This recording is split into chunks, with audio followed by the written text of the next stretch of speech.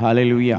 ప్రభునందు ప్రియమైన దేవుని బిడ్డలారా, తిరిగి మీకు ఆత్మీయ ఆహారాన్ని అందించడానికి మలాకి గ్రంథంలో నుండి 4వ పాఠ్య భాగముగా వివాహ బంధాన్ని జాగ్రత్తగా కాపాడుకోవాలని సూచించిన మలాకి గ్రంథం 2వ అధ్యాయం 14-15 వచనాలలో ఈ విధంగా వ్రాయబడి ఉంది.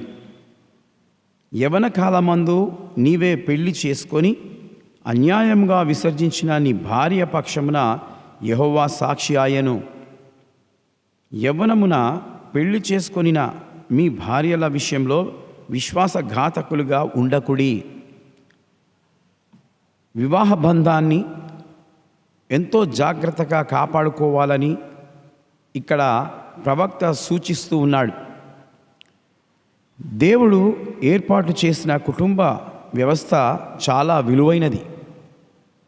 దాని ద్వారా దేవుని ఉద్దేశం నెరవేరబడును. కనుక భార్యాభర్తలు ఒకరికొకరు నమ్మకస్తులై ఉండాలి. వివాహ బంధాన్ని కాపాడుకోవాలి. దాని ద్వారా మన కుటుంబాలు ఆశీర్వదింపబడతాయి. ఈరోజు నీ కుటుంబం ఎలా ఉంది? వివాహాలు చేసుకుంటున్నారు కానీ విడిపోతూ ఉన్నారు. ఆ విధంగా ఉండకూడదు. ఒకరి ఎడల ఒకరు మిక్కటమైన ప్రేమ కలిగి జీవించాలని ఈ మాటలను మీకు తెలియజేస్తూ ఉన్నాను. కనుక ప్రియమైనటువంటి దేవుని బిడ్డలారా, ఈ మాటలు వింటున్న నీవు క్రీస్తుకు నమ్మకస్తులుగా ఉండాలని భార్యాభర్తలుగా మిమ్మల్ని హెచ్చరిస్తూ ఈ మాటలు తెలియజేస్తున్నాను. దేవుడి మాటలు దీవించి ఆశీర్వదించునుగాక. May God bless you.